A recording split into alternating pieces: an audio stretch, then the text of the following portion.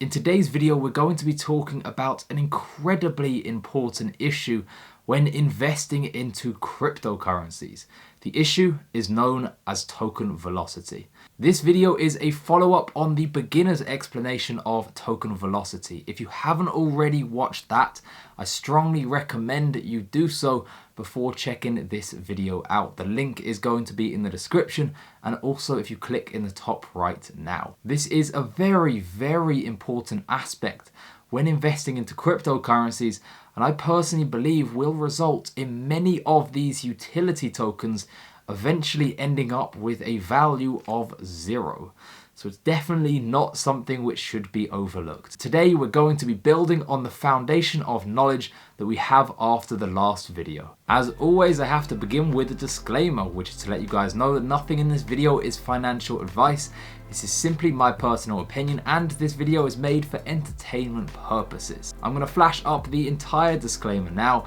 Please pause the video and read it in full. Throughout this video, there's going to be various different formulas. I'm going to flash them up over here so you guys can see them on the screen. Hopefully that will make it a bit easier to follow along. Let's start by simply defining what token velocity is. Token velocity equals the total transaction volume divided by the average network value.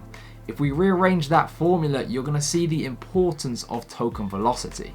Let's rearrange for the average network value. As investors, we're trying to value these cryptocurrencies, so let's see what happens when we make that rearrangement. Suddenly, average network value equals total transaction volume divided by the token velocity. As we can see here, if we were to increase the token velocity, we can see that the average network value decreases. If we decrease the token velocity, the network value increases. So without even changing anything about the platform, you could have an equally successful platform simply by changing the token velocity.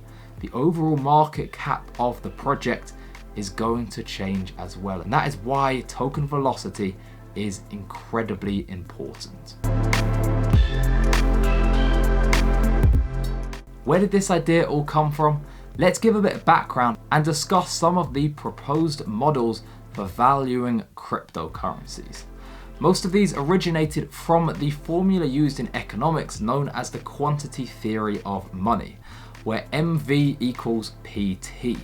M equals the money supply and circulation, V equals the velocity of that money, P is the average price level of goods, and T is the index of expenditures. Don't worry, you don't have to understand that. I just wanted to give a bit of background.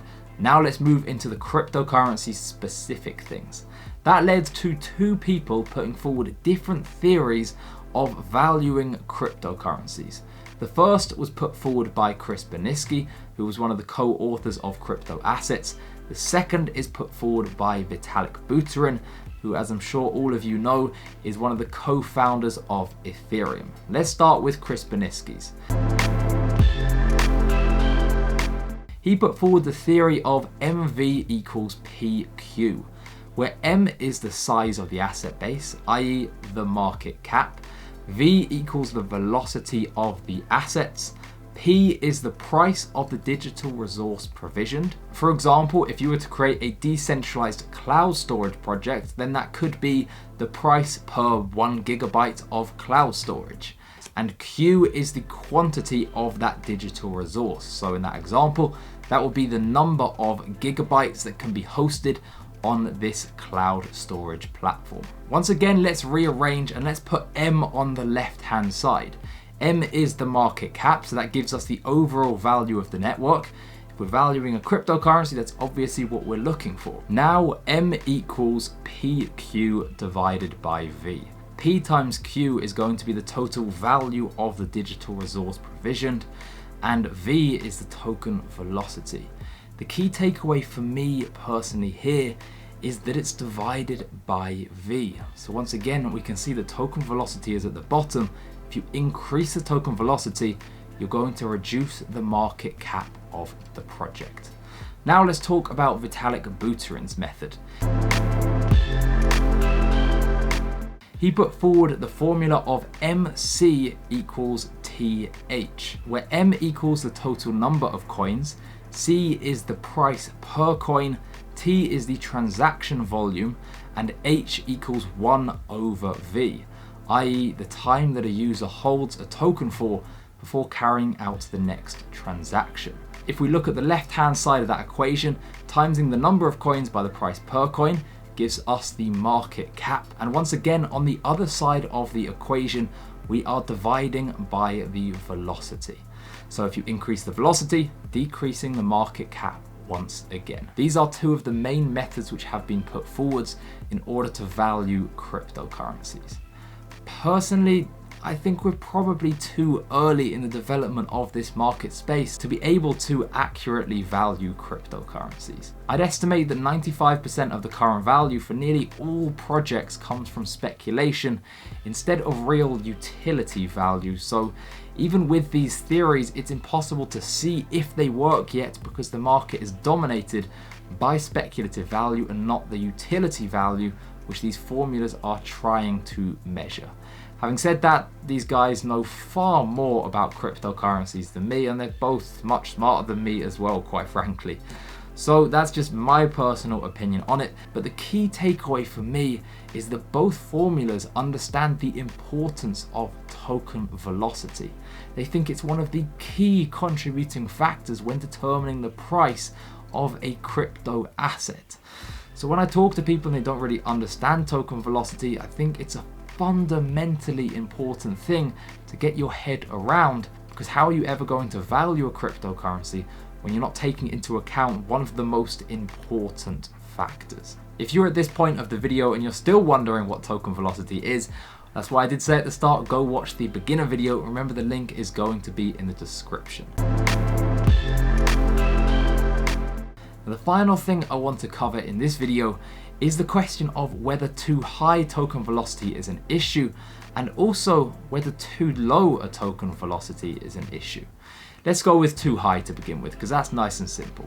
Going back to those formulas, we can see very easily that too high a token velocity does devalue the overall network. So too high a token velocity is clearly an issue.